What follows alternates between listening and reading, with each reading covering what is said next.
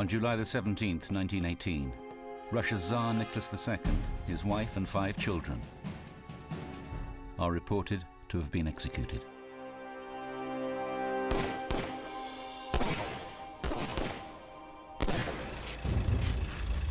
But their bodies could not be found. Then, in 1991, a grave is uncovered. 2 of the children are missing. All the time there was this confusion, the myth and the possibility of some or all or any of them surviving. In 2007, a second burial site is unearthed. But can its contents finally reveal the true story of what happened to the lost royal children? Investigating unpublished reports of attempts to rescue the Tsar's family, and with access to leading forensic scientists, striving to extract evidence from severely degraded bones, we open the mystery files on the Romanovs.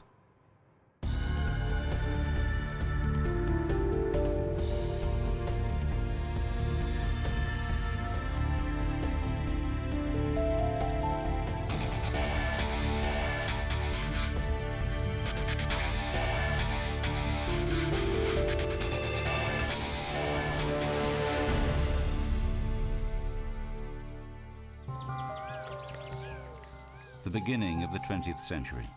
The Romanov family are at the heart of Russian life. Tsar Nicholas II has been emperor since 1894. Helen Rappaport is a historian and author specializing in Russian history.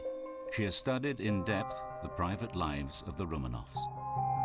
For the Russian people at large, for the peasantry, Nicholas was a divine being, and they did revere him. They did bow down and cross themselves whenever he passed.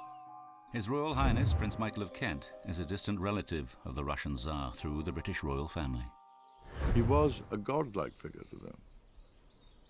So that reverence was very, very powerful.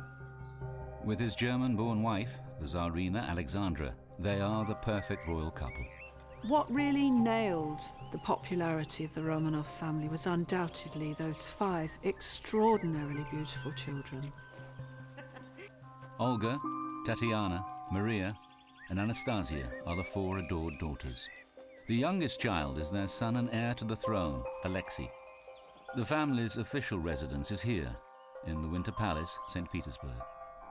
Historian Charlotte Ziepwart has written extensively about the lives of the Romanovs.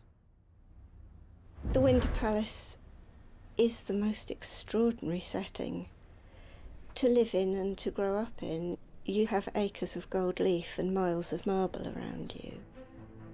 But in stark contrast, by 1914 Russia is in turmoil. Germany declares war. And within a year, approximately 1.5 million Russians are killed or wounded. Andrew Cook is a historian specializing in early 20th century British intelligence. Every failing of the Russian war machine is reflected back on the Russian government, which is actually Nicholas. He is now personally seen as being responsible. As the conflict takes its toll, there is starvation in the cities. Despite reports of growing unrest, the Romanovs are shielded from the discontent brewing outside the charmed life of their palace. In February 1917, after 3 years of war, the Romanovs face mounting hostility. Political agitators seize their chance and trigger the Russian Revolution. It was a combination of real, literal hunger for food, but also a desperate, ongoing desire for democratic freedom. Nicholas is forced to step down from the throne. In a way, it comes as a great relief to him. He was never really a man who relished being a ruler. The Romanovs retreat here, to the Alexander Palace, 27 kilometers south of St. Petersburg. As the provisional government takes control of a country in chaos, the family are placed under house arrest for their own protection. There was extreme Republican feeling out on the streets, and the mob, if given half a chance, would have stormed the palace and would have strung Nicholas and Alexandra up. In October 1917, the Bolshevik Party, led by Vladimir Lenin, seized power. The Bolsheviks are a revolutionary, hardline group who are pathologically and passionately against the aristocracy and Nicholas in particular. The Tsar and his family are taken to the Bolshevik stronghold of Ekaterinburg in the Urals, over 1,700 kilometers from their home. Nicholas said, "That's about the last place on earth I would want to go to." He said, "I know people there are very against me." This is the heavily guarded house where the family are held as prisoners, under the control of a hard-line commandant, Yakov Yurovsky. Yurovsky was a dedicated revolutionary. His basic role, apart from overseeing the guards at the house, was to prepare for the need to kill the family. He had a duty to the revolution, and he was determined to fulfill it at any price. He could sit down and quite happily engage in conversation when he knew full well within a couple of days he was going to go and murder the family.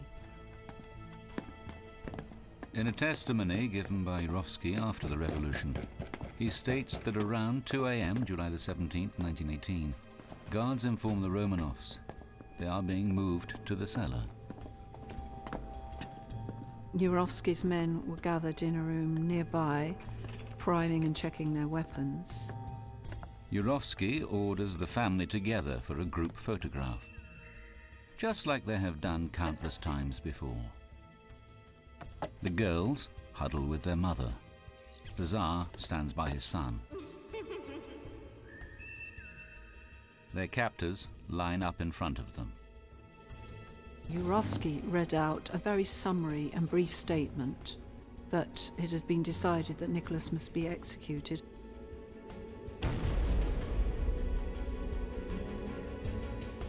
The family are in disbelief.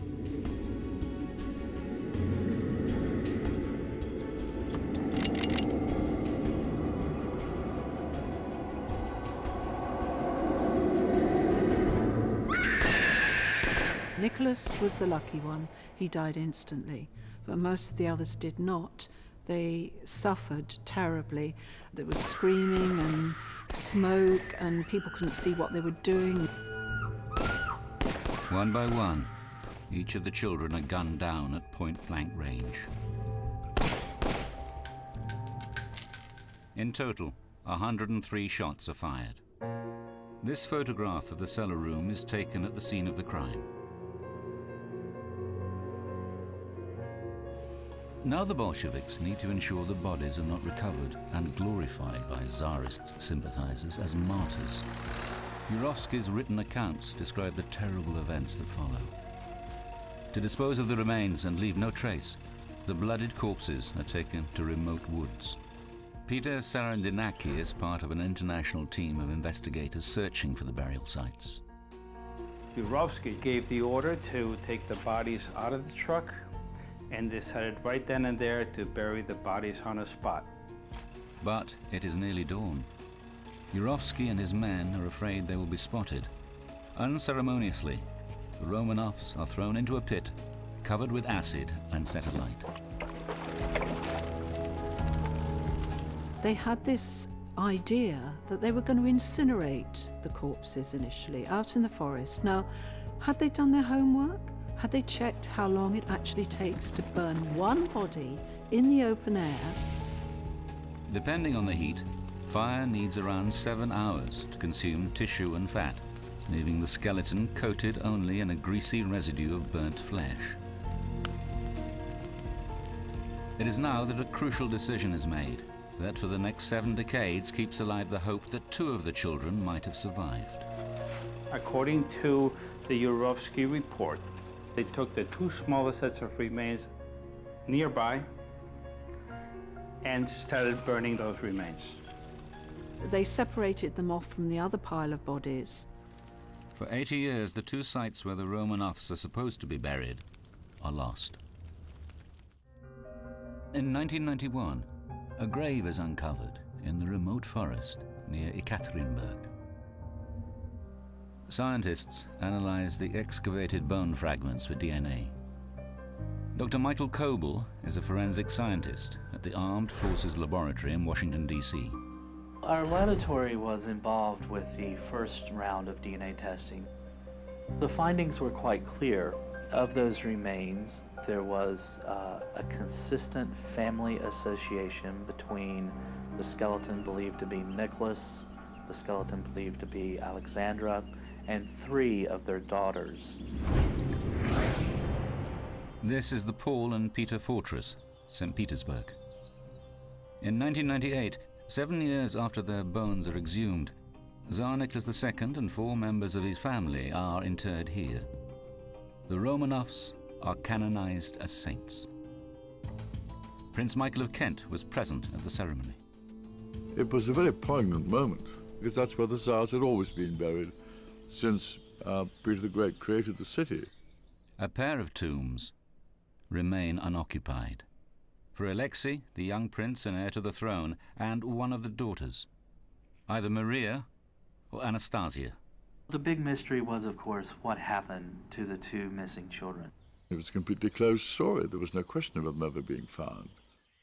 Determined to uncover the truth, year after year, Peter Sarandinaki and his team systematically searched the area around the Tsar's grave, looking for a second burial site. It's a 5-acre open meadow of grass surrounded by a forest on 3 sides. And on the eastern side is all swamp. We scraped off the top, roughly 10 centimeters of the soil, and to try to level the ground so that the ground penetrating radar would be able to go over it and be able to find anomalies. And we did not find anything. With no sign of 2 buried bodies, rumors emerge that Yurovsky's account of the assassination might be exaggerated, and that perhaps the missing children had escaped or been rescued after all. A plan took shape in the spring of 1917, 1 year before they are shot, while the family are being held in the Alexander Palace. There are enormous uncertainties surrounding what will happen and where they will go. The family are encouraged to leave the country. Nicholas turns to his close friend and relative, King George V.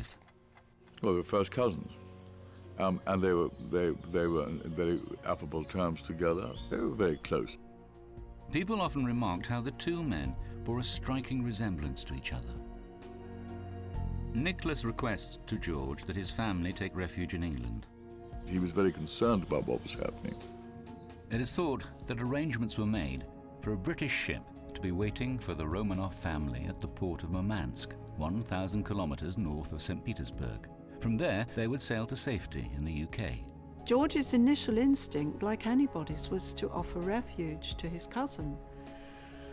But there was a problem, and the problem was Alexandra was a German, and there was incredible anti-German feeling in Britain at the time. Faced with the prospect of political unrest at home in the UK, King George has no choice and is pressed to withdraw the invitation. It's undeniably the case that he's pulled up the drawbridge and that Nicholas and his family are now stranded in a very hostile environment. Proposals for the family to be officially exiled to the UK are shelved. When civil war erupts, the family are forced to leave St. Petersburg and are taken to Ekaterinburg. It seems their fate is sealed. The mansion house where the family are held is ominously renamed by the new government the House of Special Purpose. Heavily guarded, it becomes their prison.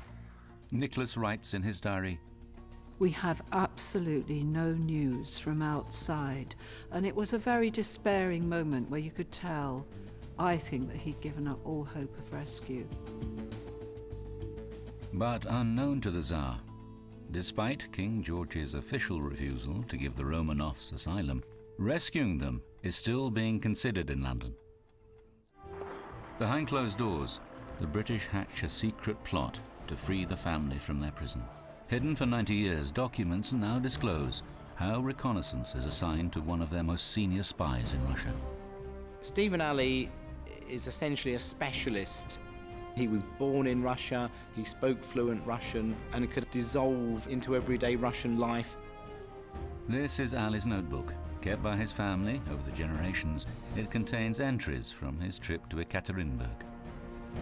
His unique collection of documents really does shine a very bright light on what he was doing at that time. Intelligence work of that kind is exceptionally risky. If he had have been uncovered and arrested, almost certainly he would have faced a firing squad. Ali's log also has a rough sketch of the location of the house where the Romanovs are being held. Together with Russian files, it is now possible to build up an accurate picture of their prison. The family are kept in a corner on the first floor in 4 rooms. We also know that on the same floor was a guard room. There are also guards at the top of the stairs, on the staircase itself. The family's quarters were surrounded by guards. We actually see lists naming the personnel and the individuals who were there. We can see their shifts. We can see how many there were. There were machine gun nests trained on the house from the bell tower of the church. There were machine gun placements in the garden, in the basement. There is no way that family could have been got out of there without a bloodbath. Ali would have reported back that this was a suicide mission, that this really wasn't a situation where he could conceive of a realistic possibility of success. Ali's plan to rescue the Romanovs is never attempted. But when the 5 bodies are identified in 1991, 2 of the children are still unaccounted for. Speculation that they somehow escaped persists. The mystery of their disappearance remains unsolved. All the time there was this confusion, the myth and the possibility of some or all or any of them surviving. Then in June 2007, a second burial site is found, just 60 meters from the first grave. Although these bones had been chopped up and burnt, only 44 small pieces of bones still gave clues. We had 2 people. We had a boy, aged 12 to 15, and we had a girl from 17 to 19. Who the shattered remains belong to can only be found from their DNA. But this time, scientists are faced with an almost insurmountable challenge. Evgeny Rogev is a leader in the field of genetic identification. He is invited by Russian officials to try and extract DNA from the newly discovered cache. When we look at the fragments, we were very skeptical. That is a challenge to the geneticists, how to work with very degraded DNA. Most of the fragments were very small, in fact, too small for DNA testing. There were probably only about 10 or so bone fragments that were large enough for DNA testing. DNA is a genetic fingerprint unique to each of us, carrying traits handed down from generation to generation. The first thing we wanted to do was to look at the mitochondrial DNA. And the mitochondria are passed only through the maternal line. So mothers give their mitochondria type to their children. When the first grave was discovered in the 1990s, tests identified that DNA was shared between Tsarina Alexandra and 3 daughters, Olga, Tatiana, and one of the youngest daughters, either Maria or Anastasia. If the 2 newly discovered bodies are related, they will share the same DNA. The scientists must painstakingly search the bones for any surviving cells. We scrape away the outer surface of the bone and we crush it up into a powder. And then we use an extraction buffer that then completely dissolves the bone and liberates the DNA. We were quite surprised ourselves that we indeed were able to determine the complete mitochondrial DNA sequences. And what we found was that the leg bone believed to be from a female and the leg bone believed to be from a male both have the same mitochondrial DNA sequence as Alexandra.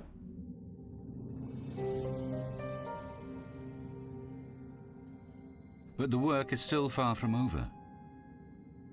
To reach a complete and incontrovertible conclusion, investigators must make a match between these children and their father. For that, a direct comparison is required. But But there is only one sample of Tsar Nicholas's DNA from when he was alive that scientists know of. And they also know it was lost decades ago.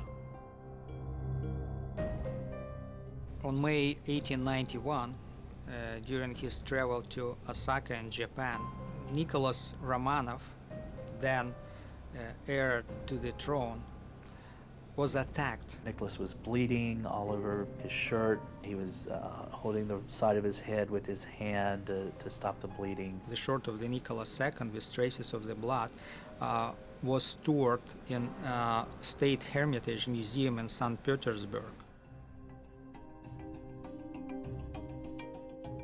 Once home to the Romanov family, it now houses a collection of over 3 million artifacts.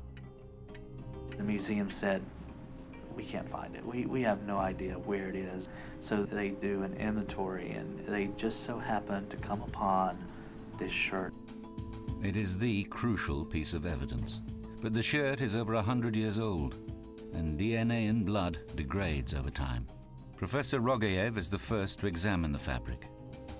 I was very skeptical that it is possible at all to extract the DNA. He was afraid chemical preservation, heat or humidity could have destroyed the DNA.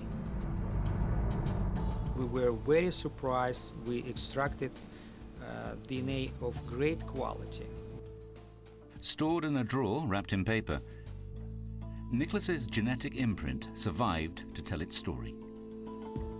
And when we compared these genetic profiles from the blood stains and from the bone specimens, we found perfect match. It was 4 trillion times more likely that these two children are children of Nicholas and Alexandra than if they were just 2 random people in the population. Everybody in the room started crying. It was a very emotional time because now we have definitive proof that these are the missing children and that this, nearly 90-year-old mystery is now solved. None of us, whether we're Romanovs or anybody else, I don't think, has any doubt, because the DNA tests are definitive. In February 2009, after 2 years of forensic investigations, scientists confirmed that the remains of the 2 missing Romanov children have been identified. Proof of their execution dispels the last hope that any of them survive. Only now can the reality of their cruel end be fully understood.